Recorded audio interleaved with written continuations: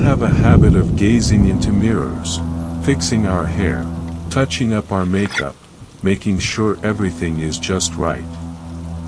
But there are moments, fleeting and strange, that slip past unnoticed. The reflection in the glass, lingering a beat too long, its smile forming before yours. Watching you. Waiting. Story 1, Whispers in the Glass. I don't know why I went back to that house. Maybe it was the stories I'd heard, stories of shadows that moved on their own, whispers in empty rooms, and reflections that didn't belong to the people who stood before them. Maybe I was chasing a thrill, daring myself to face something I didn't truly believe in. Or maybe the house itself called me, luring me in with its dark history and the promise of answers that no one else had found. The Villisca Shadows house sits at the edge of town, its faded white paint peeling like dead skin. It's quiet and unassuming, and yet it feels alive. The air around it is still, heavy, as if the house is holding its breath, waiting for someone to step inside. That night, I became that someone. From the moment I opened the door, the silence hit me like a weight. It wasn't the peaceful kind of silence, it was oppressive, like a vacuum that had sucked all life and sound out of the space. The air smelled faintly of mildew and something metallic, something that made my stomach churn. The first few rooms seemed normal enough, just old and abandoned. But as I moved further in, the atmosphere shifted. The shadows in the corners felt darker, thicker, as if they were watching me. The wooden floor creaked beneath my steps, the sound echoing louder than it should have in the stillness. I found myself drawn to the second floor, where the murders had happened. The narrow staircase groaned under my weight, each step feeling like an intrusion. The hallway at the top was suffocatingly narrow, the walls close enough to brush my shoulders. That was when I saw it, the mirror. It hung on the wall at the end of the hallway, its frame tarnished and cracked, the glass slightly warped with age. Something about it made my chest tighten. It wasn't the way it looked, it was the way it felt. The air around it was colder, and the shadows seemed to gather there, clinging to its edges. I should have turned around. I should have walked away. But I didn't. I stepped closer, my footsteps sounding muffled now, as if the house itself were swallowing the sound. When I stood in front of the mirror, I hesitated before looking. I don't know why. Maybe I already sensed that what I would see wouldn't be right. At first, my reflection seemed normal. Just me, standing there, pale and wide-eyed in the dim light. But then I noticed something. My reflection wasn't moving the way it should. When I shifted slightly, my reflection didn't follow. It stared straight ahead, its eyes locked onto mine. My breath caught in my throat as its lips began to curl into a slow, unnatural smile. I stumbled back, bumping into the wall behind me. My reflection stayed where it was, grinning, its head tilting slowly to the side like a predator sizing up its prey. And then, it wasn't just me in the mirror anymore. A girl appeared behind me, thin, pale, and ghostly. Her long, dark hair clung to her face, which was streaked with blood. Her eyes were wide and hollow, her lips trembling as though she were trying to speak. My heart raced as I spun around, expecting to see her there. But the hallway was empty. When I turned back to the mirror, she was still there, but closer now. Her bloody hands pressed against the glass, leaving smudges that seemed to drip down the surface. I couldn't move. I couldn't look away. Her mouth opened, and at first, there was no sound. But then, faintly, I heard her voice, trembling and desperate. Don't let him find you. Don't let him see you. The shadows in the mirror shifted, and a figure emerged behind her. He was massive, his face obscured by darkness. But the axe in his hand gleamed in the faint light, its edge impossibly sharp. The girl screamed silently as he raised the axe, and then, all at once, the whispers began. They came from everywhere, from the walls, the floors, the very air around me. Children crying. A woman begging. A man's guttural laughter. The whispers overlapped, growing louder, more frantic, until they became a deafening roar. I stumbled back, my hands clawing at the walls as I tried to get away from the mirror. But no matter where I looked, it was there, in my mind, burned into my vision. The girl's terrified eyes, the man's shadow looming closer, the axe poised to strike. I don't remember leaving the house. I must have run, but the details are a blur. All I know is that I ended up outside, gasping for air, my hands trembling so badly I could barely grip my car keys. That night, I dreamed of the mirror. I dreamed of the girl, her blood-streaked hands reaching out for me, her voice echoing in my ears, "Help me. Don't let him take me. Don't let him take you." But the worst part came the next morning.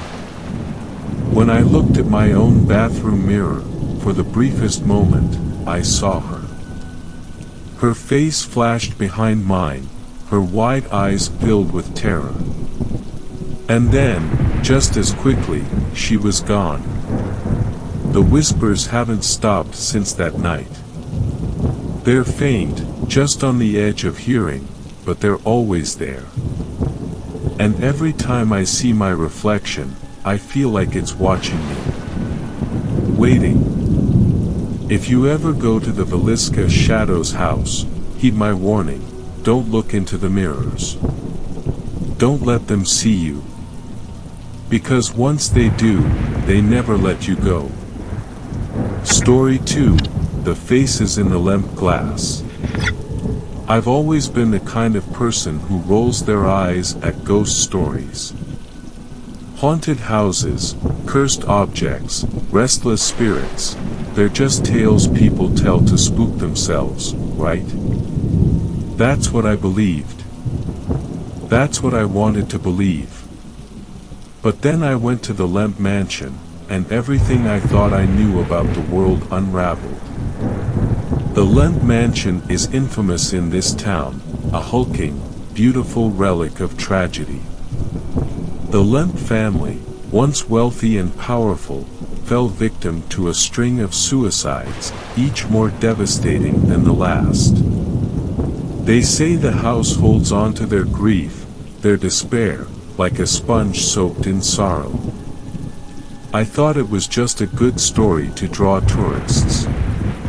I couldn't have been more wrong. It started as a dare. A friend of mine, Tom, had been on one of the mansion's ghost tours.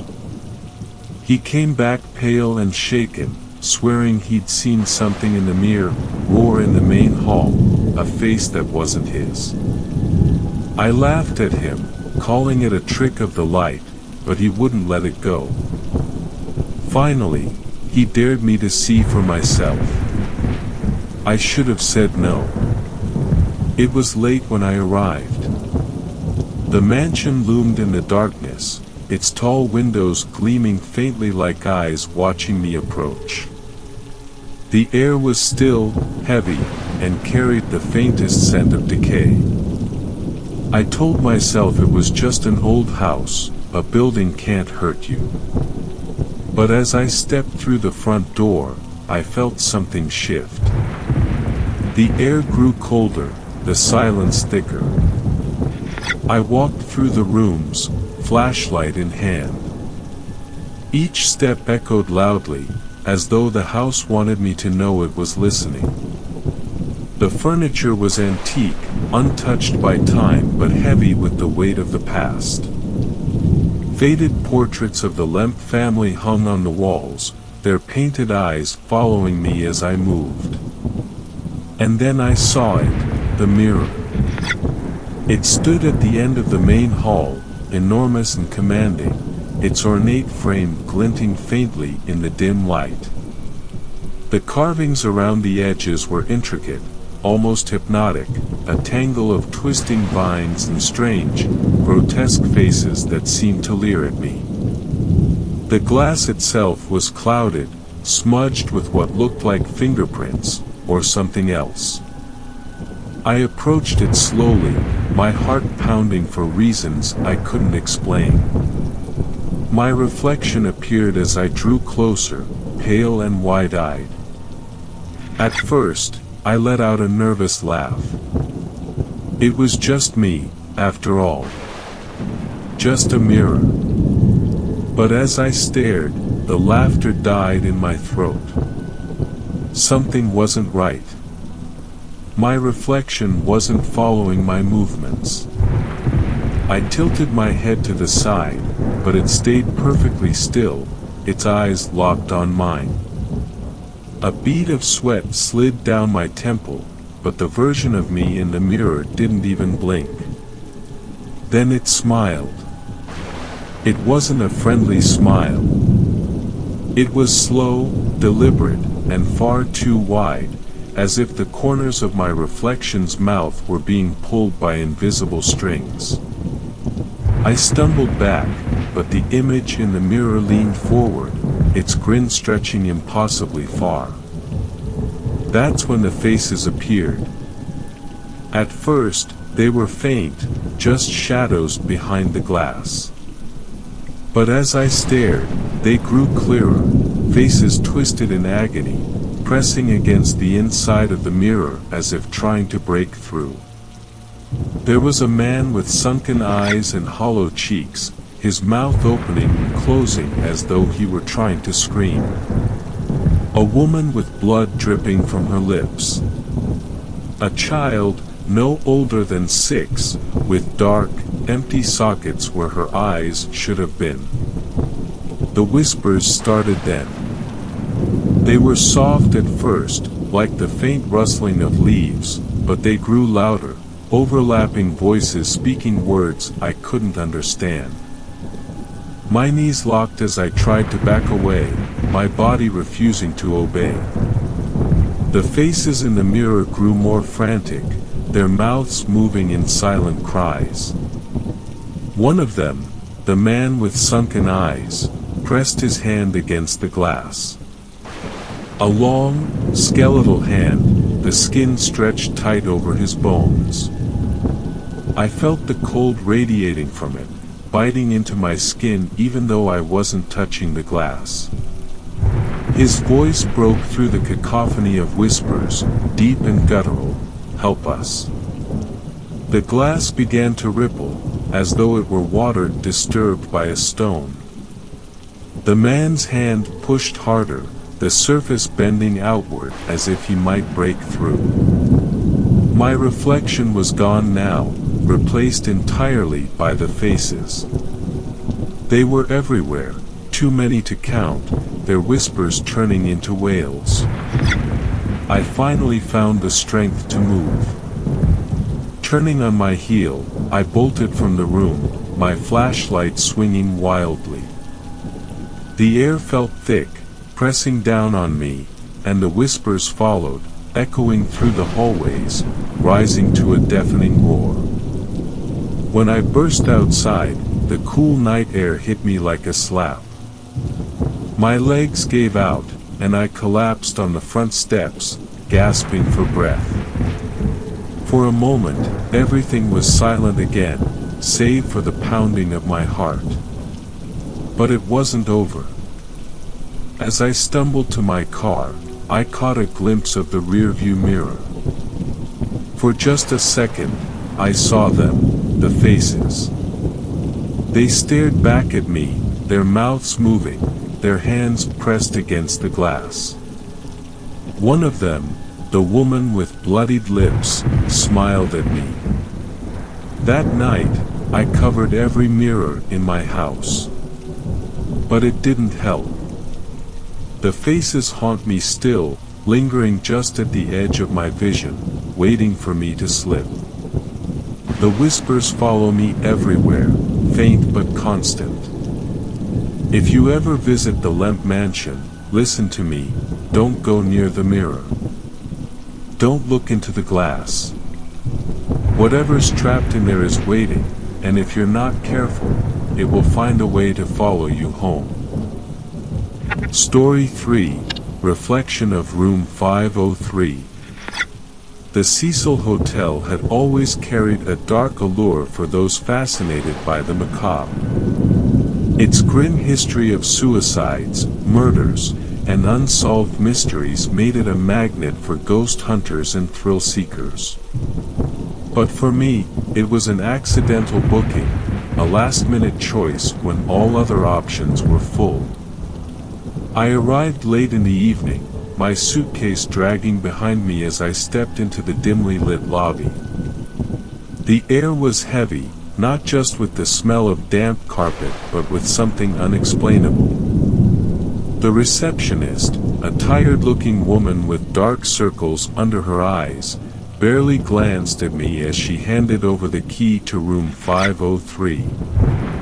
Her hands trembled slightly, and for a moment, I thought I saw her lips move, forming words she decided not to speak. The elevator was old and creaked with every movement. As it ascended, I caught a faint sound, a giggle. Or perhaps it was just the whine of the cables. When the doors opened, I stepped into a dimly lit hallway. The walls seemed to close in, their faded wallpaper peeling like dead skin. The air carried a faint metallic tang, like rust or old blood. Shadows seemed to shift along the corridor, as though the dim lighting couldn't quite catch up with reality. Room 503 was at the end of the corridor. The door's paint was chipped, the number hanging crookedly. I pushed the key into the lock and entered. The room was unremarkable at first glance, a bed with a scratchy-looking comforter, a desk with a flickering lamp, and, opposite the bed, an old mirror hanging on the wall. But something about it felt wrong, like an unfinished picture that was missing its most important detail. The mirror immediately unsettled me. It was large, with a tarnished gold frame, and the glass was slightly warped, distorting reflections just enough to feel uncanny. I shook off the unease, blaming exhaustion, and began unpacking. But as I moved about the room, I couldn't shake the sensation of being watched. The mirror seemed to catch my movements at odd angles, almost as if it delayed them. Once, when I turned quickly, I thought I saw a flicker of movement that didn't match mine. My own reflection seemed darker, its eyes almost lifeless. Later that night, I woke up with a start. The room was silent except for the faint hum of the city outside. But something felt off. I glanced at the mirror and froze. In its reflection, the bed was empty. I stared at it, my heart pounding, then slowly turned my head to confirm I was very much in bed. Yet the mirror showed otherwise. As I stared, the image in the mirror began to ripple, as though the glass were liquid. I sat up, trembling, and reached for my phone. As I fumbled with it, a shadow moved across the mirror. I whipped my head around, but the room was empty. The shadow had no source. It lingered in the glass, growing darker and more distinct. Was it a man? A woman? Its form was unclear, but its presence was undeniable. My breathing quickened. "It's just your imagination," I whispered to myself, forcing a nervous laugh. But deep down, I knew better. The mirror's surface seemed darker now, as if it had absorbed some of the room's faint light. Shapes swirled within it, just at the edge of perception. A faint tap, like fingernails on glass, echoed through the room, and I froze. The next day, I tried to spend as little time in the room as possible. I wandered the city, drank too much coffee, and stayed out until the sun began to set. But eventually, I had to return. The thought of the mirror stayed with me, its distorted surface haunting me even in daylight. When I stepped back into room 503, it felt heavier than before. The mirror seemed almost alive, its warped surface rippling as if mocking my fear. I avoided looking at it, determined to make it through one last night. I placed a towel over it, but even that didn't help. I could still feel its presence, as though it was waiting for me to acknowledge it. But as darkness fell, the room came alive. Faint whispers echoed from nowhere, just out of reach, like fragments of a conversation I wasn't supposed to hear. The whispers grew louder, and for brief moments, I thought I could hear my name. When I dared to glance at the mirror, I saw faces, fleeting and pale, their eyes hollow, staring back at me with a mix of sorrow and malice. One face lingered longer than the others. A young woman, her dark hair floating as if underwater. Her eyes locked with mine, and my breath caught in my throat. Elisa Lamb. I scrambled out of the bed, backing away from the mirror, but her reflection followed me. Her lips moved, forming words I couldn't hear, but I understood them nonetheless. Leave. I didn't need to be told twice. I grabbed my bag and fled, not bothering to check out or look back. The hotel staff didn't stop me, they barely glanced my way. It was as if they'd seen this before. Months later, I stumbled upon a forum discussing the Cecil Hotel. Among the tales of hauntings and tragedies, one detail stood out: the mirror in room 503. Several guests had reported similar experiences: unsettling reflections, shadowy figures, and, always, the young woman with floating hair. One person claimed to have seen the outline of Ramirez himself, his malevolent grin etched into the glass. I'll never forget her face or the way she seemed to plead with me. And even now, I wonder, was she trying to warn me, or was she inviting me to stay forever? Was she the victim, or was she part of the mirror now, its eternal guardian? Some nights, when I'm alone, I'll catch my reflection in a mirror and swear it's delayed, just for a second, just enough to make my skin crawl.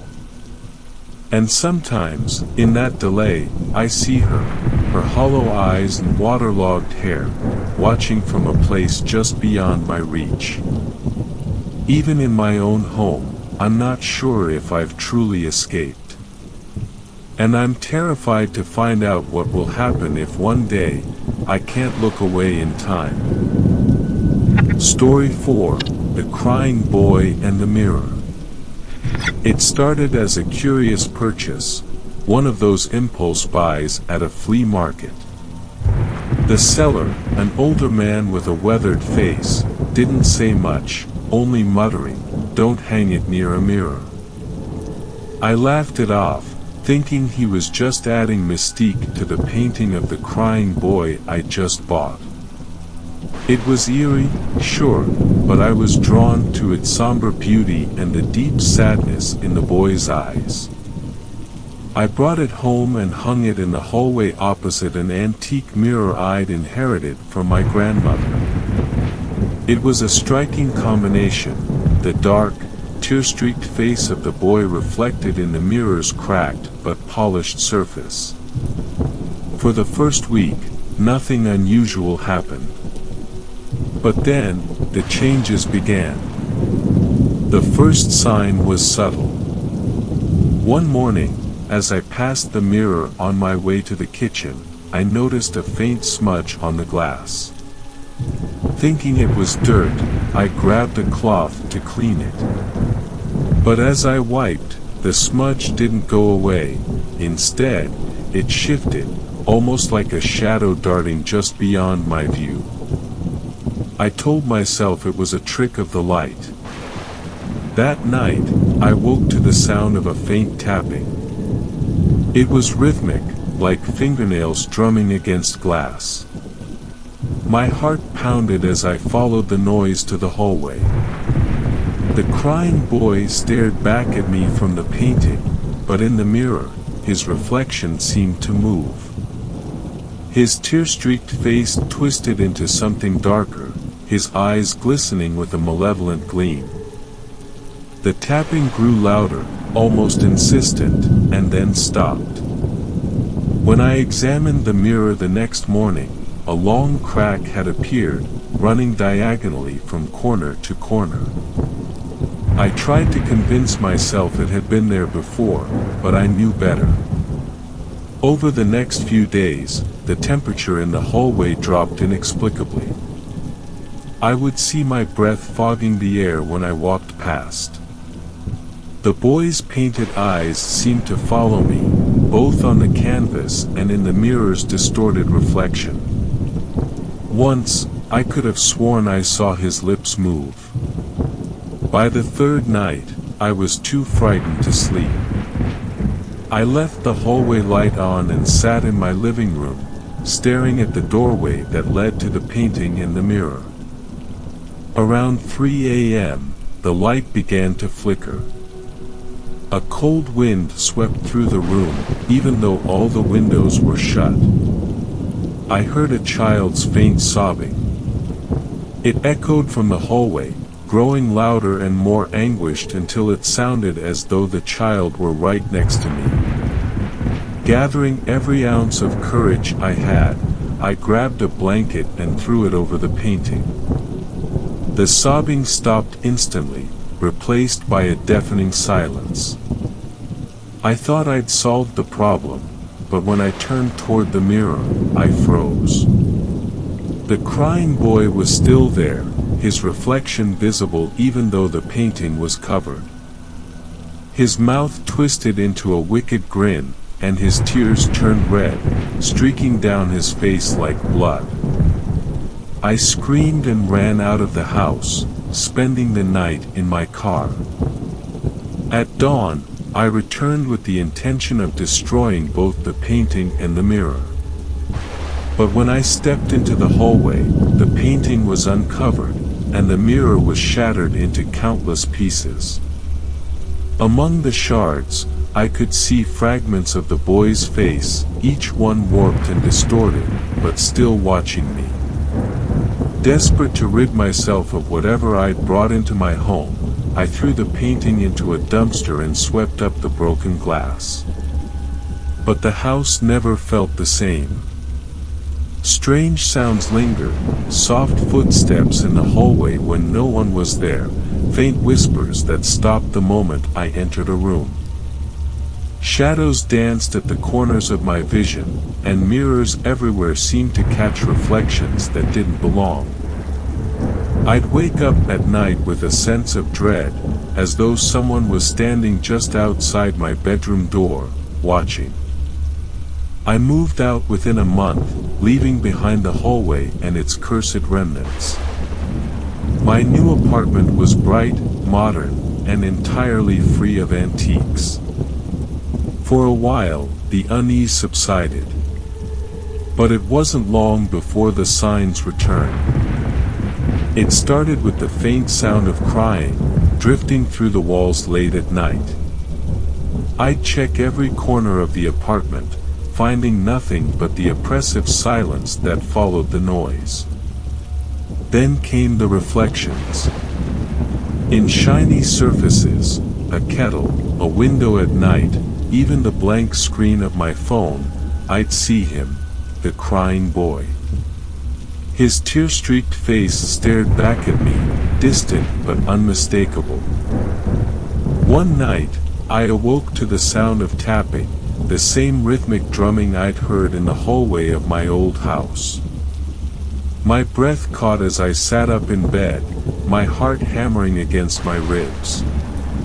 The noise was coming from the bathroom. Summoning every ounce of courage, I crept toward the door and pushed it open.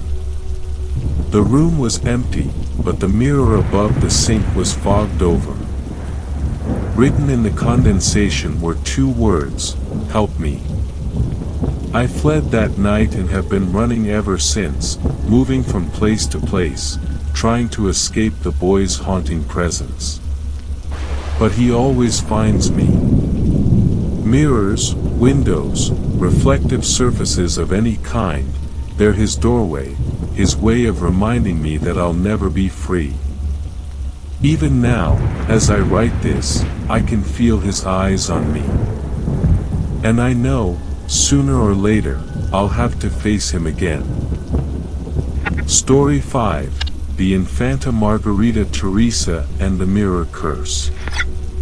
I first saw the painting at an estate auction. The subject was a young girl in an elaborate gown, unmistakably regal, with a cold, aloof expression that belied her youth. Behind her, just over her left shoulder, a mirror reflected the blurred outlines of a shadowy figure. It was an old Spanish painting of the Infanta Margarita Teresa, and while most saw its historical significance, I felt something else, a pull, an unease I couldn't explain. Despite the feeling, I bought it, telling myself it was a rare piece of art history. The painting's presence changed the atmosphere of my home almost immediately. I hung it in my study, above an antique oak desk. The room, once my sanctuary, now felt oppressive. The girl's painted eyes seemed to follow me, and the faint reflection in the mirror behind her became an obsession. No matter how many times I studied it, I couldn't make out the figure's face. The more I stared, the more it felt like the shadow was shifting, as though the figure were slowly turning toward me. One night, as I worked late, I glanced at the small mirror hanging across the room and froze. The Infanta's reflection was there, clear and sharp, but the shadow in the mirror behind her wasn't blurred anymore. It was distinct, humanoid, and leaning closer to her. My pulse quickened as I turned to the painting itself. The shadow had not moved in the original, yet in the mirror, it seemed alive. I convinced myself it was exhaustion playing tricks on me and went to bed, leaving the light in the study on. Over the next few days, the disturbances escalated. I began hearing faint whispers in the study, soft and unintelligible, but they grew louder when I approached the painting. The mirror across the room developed cracks, branching out like spider webs. I replaced it with a new one, only for the same thing to happen within hours. The shattered glass reflected fragments of the Infanta's painted face, but the shadowy figure, its form now unmistakably human, seemed to loom larger in every shard. Then came the nights when I felt watched, even outside the study. I'd catch glimpses of movement in reflective surfaces, a flash of the Infanta's gown in the corner of a mirror, or the shadow silhouette darting across a windowpane. One evening, I woke to the sound of faint footsteps, light and deliberate, pacing outside my bedroom door. When I mustered the courage to open it, the hallway was empty, but the sound didn't stop. It was coming from the study. Clutching a flashlight, I crept down the hall. The study door creaked as I pushed it open. The painting was as I had left it, but the mirror's surface was fogged over, despite the room being cold. Written in the condensation was a single word: leave. My breath caught, and as I backed out of the room, I caught a glimpse of movement in the painting. The shadow's face, a pale, gaunt visage with hollow eyes, was now fully turned toward me. The next day, I called a friend who dabbled in the occult. She arrived armed with sage and salt, her face grim when she saw the painting. "This isn't just a haunted object," she said. "It's a portal. The mirror in the painting is a gateway for whatever's attached to it. You need to get rid of it, and soon." We tried everything, blessing the room, covering the painting, even locking it in the basement. But the activity only grew worse. My house became a labyrinth of whispers and shadows, every mirror a potential window into something I didn't understand. The Infanta and her shadowy companion haunted every reflective surface, their presence oppressive and inescapable. I finally decided to burn the painting. It felt like the only way to sever the connection. I carried it to the backyard and doused it in lighter fluid, my hands shaking as I struck the match. As the flames consumed the canvas, I heard a high-pitched scream, not from the painting, but echoing through the house. The ground beneath me trembled, and every window shattered simultaneously, showering me in glass. When the fire died down, the painting was gone, but the sense of relief was short-lived. The next morning, I found a small shard of glass from the broken windows. Its surface reflected not my own face, but the Infanta's, her eyes filled with rage. The shadowy figure loomed behind her, closer than ever. Desperation led me to research the painting's origins. The Infanta Margarita Teresa was a tragic figure, dying young and becoming the subject of numerous unsettling rumors. Some believed her spirit lingered, bound to the portraits made of her during her short life. I found accounts of other owners experiencing similar phenomena, mirrors cracking, whispers in the night, and the ever-present shadow that grew bolder over time. Most of these stories ended with abrupt silence, the owners disappearing or abandoning their homes. I've since abandoned the house. But wherever I go, reflective surfaces betray me. In mirrors, windows, even puddles of water, I catch glimpses of the Infanta Margarita Teresa and her ominous companion. They're waiting, watching, and I know one day they'll step through, and I won't be able to escape. My nights are restless, haunted by fleeting reflections of her cold, unblinking stare and the shadow's advancing form. Each new crack in a mirror feels like a countdown to an inevitable confrontation. I don't know how much longer I can run. Story 6: The Clown in the Mirror. I never believed in urban legends. They were just stories meant to scare kids into behaving or to make sleepovers more thrilling. But that was before the clown in the mirror. Before I found out the hard way that some legends have roots, dark, twisted roots. It started as a dare. My friends and I were having a late-night gathering at my place, the kind fueled by too much sugar and horror movies. Emily, the boldest of us, brought up the legend. They say if you stare into a mirror at exactly 3 a.m. and chant, "Show me the clown," you'll see him, she said, her eyes glinting with excitement. But you'd better not smile, or he'll haunt you. Why a clown? I asked, trying to sound skeptical. But something about the way she said it made my skin crawl. Nobody knows, Emily replied with a shrug. Maybe it's because people are scared of them. Or maybe it's because clowns are already creepy enough on their own. The room fell silent.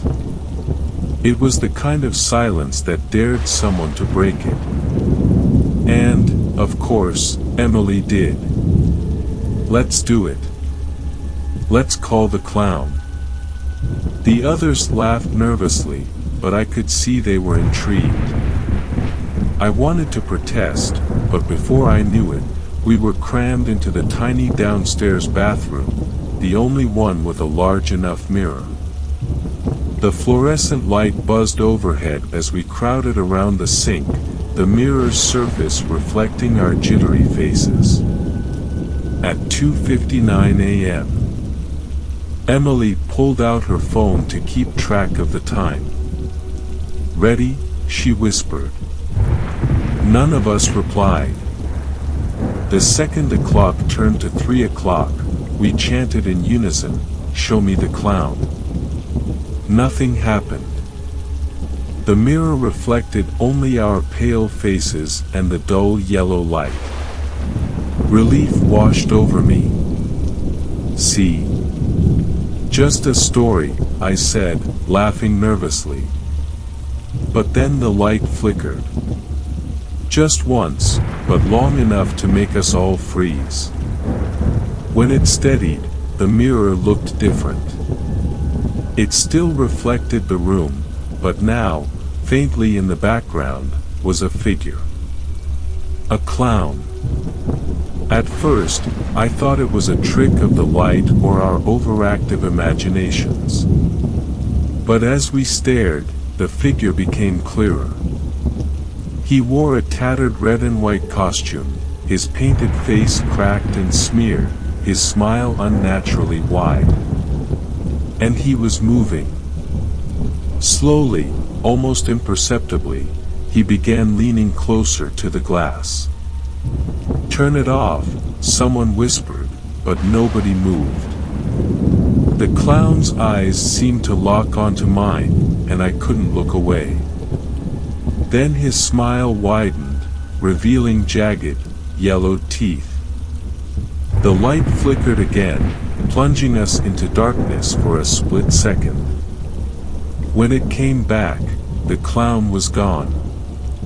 The mirror showed only us, wide-eyed and terrified. "It's over," Emily said, her voice shaky. We left the bathroom, too scared to talk about what had just happened. But deep down, I knew it wasn't over. Not for me. That night, I couldn't sleep. Every time I closed my eyes, I saw his face, that impossibly wide smile. When I finally drifted off, I dreamed of mirrors, endless mirrors with the clown's reflection staring back at me. In the dream, he wasn't trapped behind the glass. He was coming closer, step by step. The next morning, I woke to find the bathroom mirror cracked. At first, I thought it was from the night before, but the others insisted it hadn't been. That's when the strange things began. Reflection stopped matching reality. I'd see movements in mirrors that didn't exist in the room. Shadows flickered where they shouldn't be. And every time I looked too long, I'd catch a glimpse of him. The clown. Always watching, always smiling. One night, as I brushed my teeth, the mirror fogged up, even though the room wasn't steamy. A single word appeared, written in the condensation: smile. My heart raced as I backed away. The mirror didn't reflect me anymore. It showed the clown, standing in my place, his painted face filling the glass. He raised a hand, slowly pointing at me, his smile growing impossibly large. I ran. I slept with all the mirrors covered, but it didn't help. Reflections appeared in windows, in the surface of my phone screen, even in puddles on the street. The clown was everywhere, and his presence grew stronger with each passing day. I started hearing faint laughter at night, the sound growing louder until it felt like he was right beside me. Desperate, I sought out help. An online forum led me to someone who claimed to know about the legend. They told me the only way to break the curse was to destroy every reflective surface in my home. And whatever you do, they warned, don't smile at him. If you acknowledge him, he'll be free. I smashed every mirror, every window, every screen, leaving my home in shambles. But it didn't stop. The clown didn't need mirrors anymore. I saw him in my dreams, in shadows, in the corners of my vision. And no matter how hard I tried, I couldn't stop myself from smiling. The fear twisted into hysteria, and one night, as I saw his face inches from mine, I laughed. A hysterical, broken laugh. Now, he's always with me. I see him clearly, not just in reflections but in the real world. He stands at the edge of my bed at night, his smile matching my own. I know it's only a matter of time before he takes me. And when he does, I'll become part of the legend, another face in the mirror, waiting for the next fool to say the words. Story 7: Mirrored Doppelgangers. When I first heard about mirrored doppelgangers, I thought it was nothing more than a creepy internet hoax. Stories of reflections that moved on their own, of people seeing themselves doing things in the mirror that they never did in reality. It all sounded too ridiculous to be true. But now, I know better. Now, I know the truth, and I wish I didn't. It started when I moved into my new apartment. It was an old building, the kind with creaky wooden floors and drafty windows. My unit came furnished, including a massive antique mirror hanging in the hallway.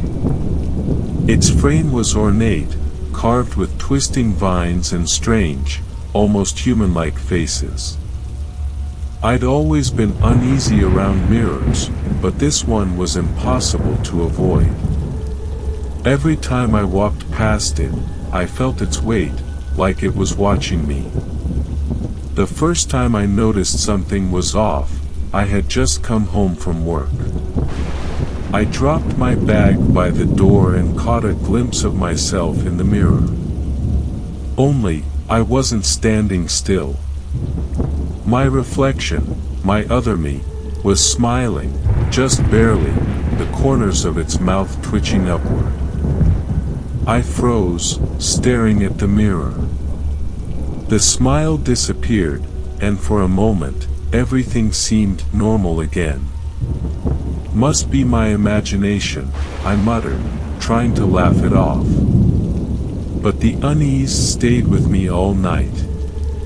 Over the next few days, the incidents escalated. I'd glance at the mirror and see my reflection tilt its head when I hadn't moved. Once, I swore I saw it blink even though my eyes were wide open. It felt like a game at first, a sinister, silent game where the mirror mocked me. But then it started happening in other mirrors too.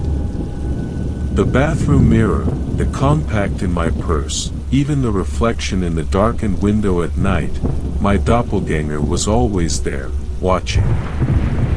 One night, I decided to test it. I stood in front of the hallway mirror and raised my right hand. My reflection mirrored me perfectly. Then I raised my left hand, but the reflection didn't move. Instead, it just stared at me with an expression I can only describe as amused. A cold dread settled in my stomach, and I backed away, unable to take my eyes off the mirror until I was out of sight. That's when the dreams began. In them, I'd find myself in a house full of mirrors, each one showing a different version of me. Some were smiling, others crying, but all of them were moving independently, staring at me with a hungry intensity.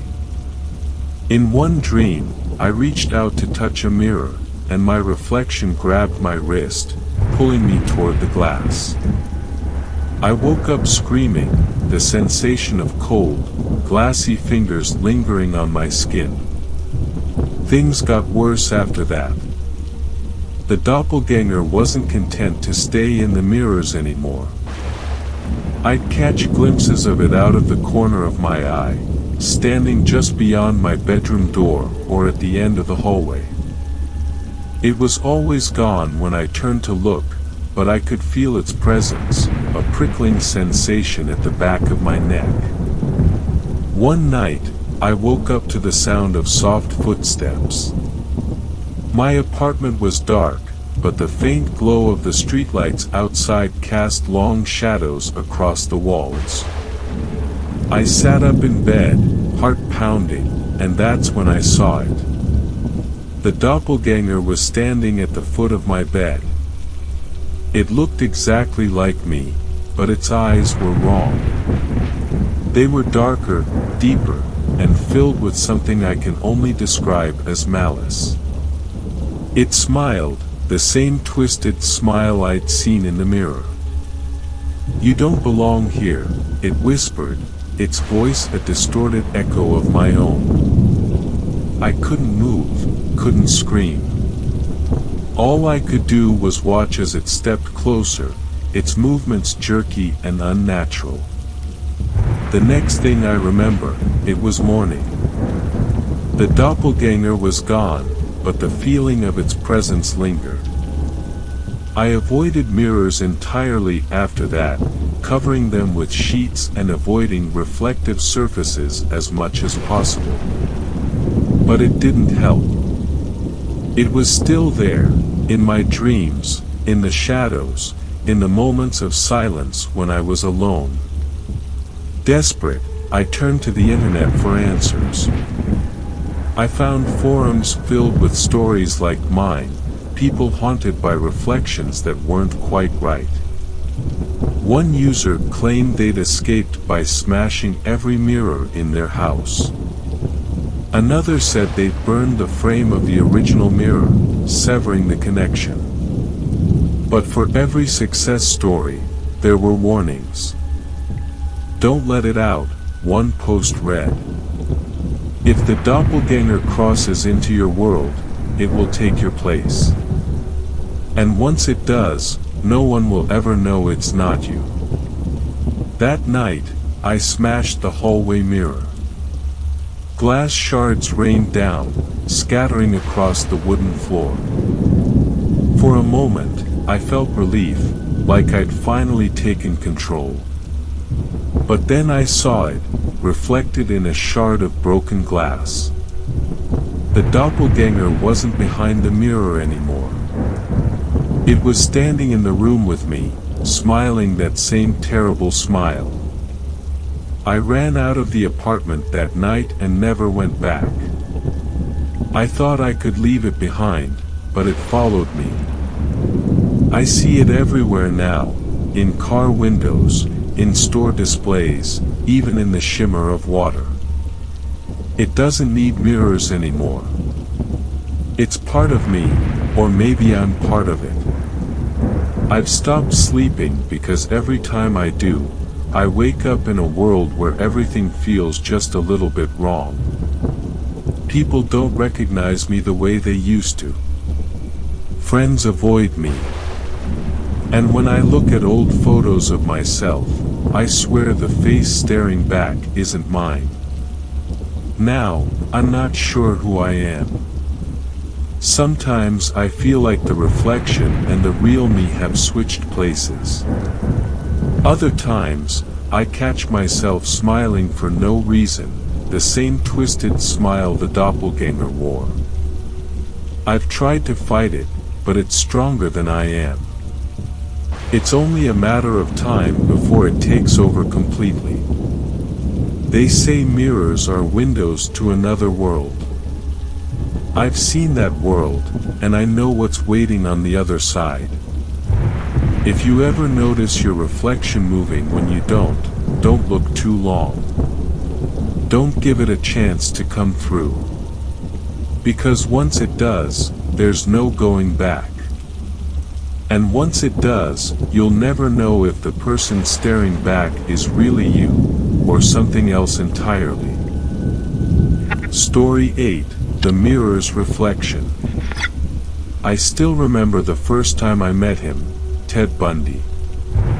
He wasn't the monster everyone painted him to be, not at first. To me, he was just another man who smiled a little too often, one of those men who knew how to make you feel like you were the most important person in the room. But there was something unsettling about the way he looked at me, something I couldn't shake, even years later. It happened on a quiet night, one of those nights where the world outside was swallowed up by the dark, the kind that made the world feel like it was holding its breath. The air was heavy, thick with an eerie stillness. I stood alone at the bus stop, the dim streetlight casting long shadows on the cracked pavement. The distant hum of the city was muffled, as if the world had decided to retreat into silence. The kind of night where nothing should be out of place, except, of course, the man who approached me. He was tall, his movements smooth, almost calculated. His presence felt controlled, as if every step was part of some deliberate choreography. He had that air of confidence, charismatic even, the kind that made you feel like you were the only person in the world that mattered. He smiled, his teeth gleaming under the streetlight as he introduced himself, his voice calm, almost too soothing. It was the kind of voice that could lull you into a sense of safety, if you let it. But something was wrong. I couldn't place it at first. It was the way he looked at me, but not in a way that made me feel seen. His eyes, though direct, never truly focused on me. Instead, he kept glancing to the side, his gaze flickering toward the bus station's glass windows, almost like he was drawn to them, as if something was pulling his attention away from the conversation. At first, I thought it was odd, but I didn't think much of it. The world was quiet, after all, and I was just trying to make it through the night. As we talked, his eyes would flicker back to me, but never for long. His expression, his smile, it was all so rehearsed, so carefully crafted. He wasn't looking at me like a person, he was looking at himself, or more precisely, the image he was projecting. Each time I caught him glancing at the reflection in the window, I felt a chill run down my spine. He didn't seem to notice it, but I did. It was as if the real Ted Bundy wasn't there at all, just the mask, the performance, the charming, disarming face he wore like a costume. Then came the moment that froze me. As we spoke, he tilted his head slightly to the left, then again to the right, adjusting his smile, perfecting it. I caught a glimpse of his reflection, a quick, fleeting flash of something more sinister beneath the surface. His face, while smiling, seemed almost unnatural. It was like he was practicing, testing, rehearsing the smile he thought would win me over. It wasn't vanity. It wasn't even about me. It was about him, about how he looked, how he performed, how he could control the image of himself that others saw. I wanted to step away, to run, but something held me there. Maybe it was curiosity, or maybe I was just too stunned by his presence. It felt like time itself had slowed down. Each moment stretched, filled with the weight of unspoken words, each smile twisted with something I couldn't quite place. But there was more. Something behind his eyes that felt wrong, something I hadn't seen in anyone else before. As the conversation went on, I noticed his gestures became even more deliberate. He'd adjust his hair, smooth the sleeves of his jacket, then glance back at his reflection, as if ensuring every part of him matched up perfectly. It was like a meticulous artist examining his work, checking every detail for flaws. I caught his lips curling, just slightly, in a way that wasn't a smile, but something darker. A smirk, perhaps, or something more calculating. It was as if the real Ted Bundy didn't care at all about me, about the conversation we were having. We were just an audience to his performance. I wasn't the only one who noticed it. Later, when I read about the survivors who had escaped his clutches, they described something eerily similar. They spoke of him pausing mid-conversation, lost in his own reflection, as though he couldn't bear to look at anyone for too long. They recalled the way his gaze would flicker toward any nearby reflective surface, his face shifting ever so subtly, as if tweaking his expression for some unseen purpose. To them, it felt like he wasn't present at all, not truly. His attention wasn't on them, but on the image of himself he was creating. And that was when it hit me, the horror of what I'd witnessed. It wasn't vanity. He wasn't admiring himself. No, he was perfecting himself. Every glance at the mirror wasn't about praise, but about control. He was watching himself in that glass not to admire the reflection, but to see if the mask, the persona, was flawless. He was rehearsing, working on every word, every expression, every gesture, ensuring that the person he projected was the person he wanted others to believe. And I, like so many before me, had been fooled. I was just another person in his audience, unknowingly complicit in his game. When they finally caught him, I wasn't surprised to hear about his obsession with mirrors. It explained everything.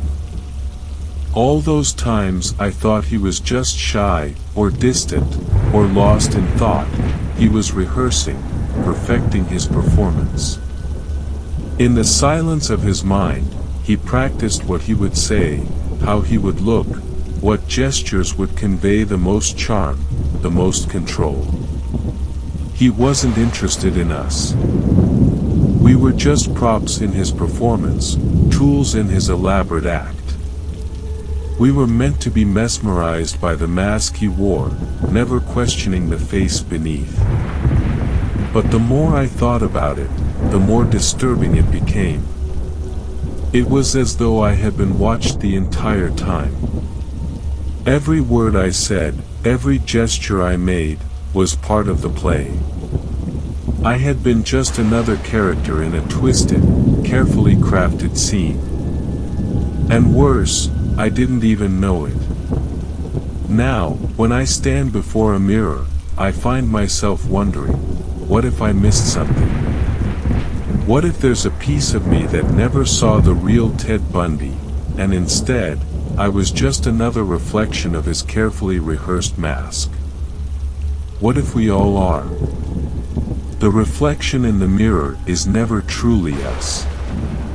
It's just the version we want others to see. And so, I ask myself, when I look into the mirror now, who am I really seeing? Am I seeing the real me, or am I just perfecting a mask too? Story 9. The two mirrors facing each other. When my sister Julia moved into the old Victorian house on Whitmore Lane, it felt like the beginning of a new chapter for her. She had been through a rough patch, job loss, a breakup, and a string of bad luck. The house seemed like a fresh start, its high ceilings and antique charm promising a slice of stability. I wasn't so sure. The place had a strange air about it, like it carried secrets in its creaky floors and peeling wallpaper. "It's just old," Julia told me, brushing off my concerns. "You're imagining things." At first, nothing seemed out of the ordinary. Julia spent her days renovating and decorating, breathing life back into the faded walls. She even got into antiquing, scouring estate sales and flea markets for furniture and decorations that matched the house's old-world aesthetic. One weekend, she called me excitedly. "I found the perfect addition," she said. "A pair of mirrors. They're stunning, you have to see them." When I arrived, the mirrors were already hanging in the upstairs hallway. They were massive, taking up nearly the entire wall, and their frames were works of art in themselves. One was gold, intricately carved with swirling patterns that looked like vines and flowers. The other was black, angular and severe, its sharp edges contrasting sharply with its twin. "They're beautiful," I admitted. "But why did you hang them facing each other?" Julia shrugged. "It creates a kind of infinity effect. Isn't it cool?" "Cool, but," I hesitated. "You've heard the superstition about facing mirrors, right? Something about portals or spirits." Julia laughed, waving me off. "Come on, don't be ridiculous. It's just a design choice." I let it go, but something about the setup unsettled me. The way the reflections stretched endlessly into each other felt wrong, like they were inviting you to step inside and never come back. At first, Julia didn't notice anything strange. But after the mirrors went up, the house felt different. She told me she felt watched in the hallway, like someone's eyes were on her whenever she passed between the mirrors. Her cat, Milo, started acting strangely too, avoiding the hallway entirely and hissing at the mirrors when he got too close. Then came the shadows. Julia called me late one night, her voice shaking. "I think someone's in the house," she whispered. I drove over immediately. When I arrived, I found her standing at the end of the hallway, staring into the golden mirror. She didn't turn when I called her name. "Julia." She jumped, finally looking at me. "Do you see it?" "See what?" She pointed to the black mirror. For a moment, all I saw was my own reflection, pale and nervous. But then I noticed something. A shadow, a figure, lurking in the space between the reflections, deep in the endless corridor of light and glass. I spun around, expecting to see someone behind us. The hallway was empty. "It's been like this all week," Julia said, her voice barely above a whisper. "It's always there. Watching." We tried to laugh it off, calling it a trick of the light. But deep down, neither of us believed that.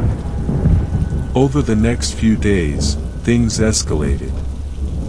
Julia began hearing whispers at night, soft and muffled, like voices coming from another room. The whispers grew louder when she was near the mirrors, but she couldn't make out what they were saying. Objects in the hallway started moving on their own. A framed picture tilted on the wall, then fell, shattering on the floor.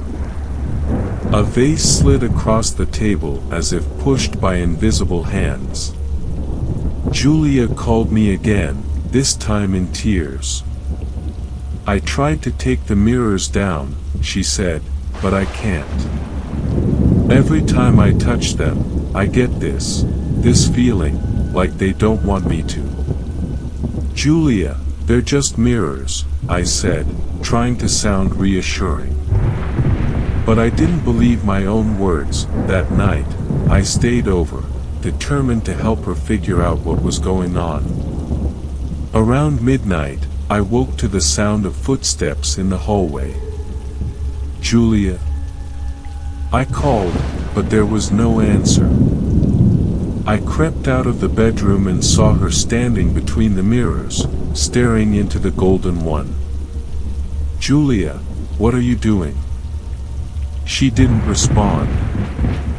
Her reflection, however, did.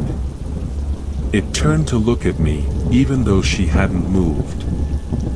I froze, my blood turning to ice. "Julia," I whispered. Her head snapped toward me, her eyes wide and terrified. "They're here," she said. The house fell into chaos after that. The whispers became screams, echoing through the hallway at all hours.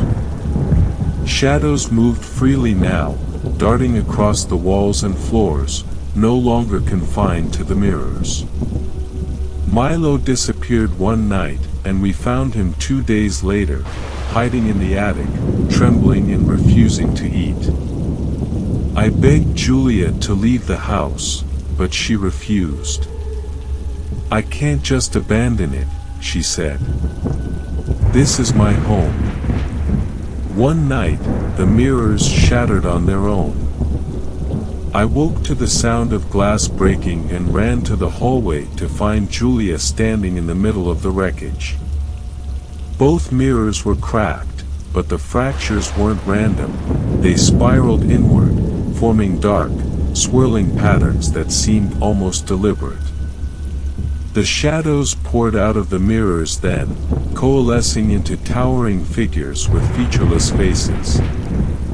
They moved with a purpose, surrounding Julia as she stood frozen in fear. I grabbed her arm and pulled her back, dragging her into the living room. We slammed the door shut and pressed our backs against it, but the shadows didn't follow. The next morning, we called a priest to bless the house, but it did little to ease the tension. Julia eventually decided to sell the house, and we never spoke of the mirrors again. But sometimes, when I pass by a reflective surface, I catch a glimpse of something, a shadow, lurking just out of view, watching. Waiting. Story 10. The knock inside the mirror. The apartment had been a steal, almost too good to be true. A spacious unit in a historic building with tall ceilings, intricate woodwork, and a charm that modern places couldn't replicate, all for half the usual rent. I signed the lease without a second thought, excited to finally have a place of my own. That it wasn't until the first week that I began to notice the quirks. The walls seemed to groan at night, as if shifting in their sleep. The floors creaked, even when I wasn't moving. And then there was the mirror in the bathroom, a massive, ornate thing with a heavy frame, bolted directly to the wall. It looked as though it had been there forever, its silvered surface slightly mottled with AGE.AT. First, I admired it. It gave the small bathroom a touch of elegance, and I found myself lingering in front of it more than I should have, adjusting my hair or makeup, feeling almost like the mirror was inviting me to stay. But as the days went by, something about it began to unsettle me. It was subtle at first, a feeling, more than anything, like I wasn't alone when I stood in front of it. The hair on the back of my neck would prickle, and I'd catch myself glancing over my shoulder, convinced someone was behind me, and then the knocking started. It was late one night, around midnight. I was cleaning the bathroom, wiping down the counter when I heard it, a soft, rhythmic tapping, like someone gently rapping their knuckles against glass. I froze, my hands still clutching the cloth, and listened. Knock, knock, knock. The sound was faint but deliberate, coming from the direction of the mirror. I turned toward it, my reflection staring back at me, wide-eyed and pale. The bathroom was silent except for the faint hum of the building's plumbing. I told myself it was nothing, probably a neighbor banging on the wall, or the old pipe settling. But deep down, I knew it wasn't. The next morning, I brushed it off as my imagination. But the sound came again the following night, louder this time. 3 knocks, evenly spaced. I tried to ignore it, focusing on my reflection as I brushed my teeth, but I couldn't shake the feeling that something was off. My reflection didn't seem quite right. The movements matched mine, but there was a delay, almost imperceptible but enough to make my stomach twist. Hello? I said aloud, half laughing at how ridiculous I sounded. The mirror stared back in silence. The knocking grew more persistent over the next few days, always at night, always when I was in the bathroom. It wasn't just the sound that unnerved me, it was the feeling that came with it, an oppressive weight in the air, like someone, or something, was in the room with me. By the end of the week, I could no longer pretend it was nothing. The knocking had become frantic, loud enough to wake me up even when I tried sleeping with the bathroom door closed. One night, in a moment of frustrated bravery, I leaned in close to the mirror, pressing my ear against the cold glass. "Who's there?" I whispered, my voice trembling. For a moment, there was nothing. And then, a voice, faint and distorted, as if coming from the other side of a great distance, "Let me out." I stumbled back, my heart hammering in my chest. The room was silent again, but I couldn't shake the sensation of eyes watching me from the other side of the glass. The next day, I decided to do some digging. I spoke with the building's maintenance worker, an older man named George who had been there for decades. When I mentioned the mirror, he paled. "That mirror's been there longer than I've worked here," he said, his voice low. "I've heard stories, though. Tenants complaining about noises, strange things happening in that unit. Most of them don't stay long. Why not just take the mirror down?" I asked it. He shook his head. "Tried once. A guy years ago. He said there was something behind it, but he wouldn't say what. Quit the next day. We've left it alone ever since." That night, I couldn't stop thinking about what George had said. What was behind the mirror? And what was causing the knocking? I couldn't take it anymore. Grabbing a screwdriver, I decided to find out for myself. The screws holding the mirror in place were rusted and stubborn, but eventually, I managed to pry the mirror from the wall. What I found behind it made my blood run cold. There was a small, hidden space, barely large enough for a person to crouch in. The walls were lined with peeling wallpaper, and the air that escaped was stale and suffocating. In the center of the space was a single chair, covered in dust, and on it sat a small, cracked hand mirror that I reached in, hesitating for only a moment before picking up the hand mirror. Its surface was foggy, but as I wiped it clean, I saw something that made my breath catch out of face. Not mine. Pale and gaunt, with hollow eyes that seemed to bore into me. It was there for only a second before vanishing, leaving me staring at my own terrified reflection.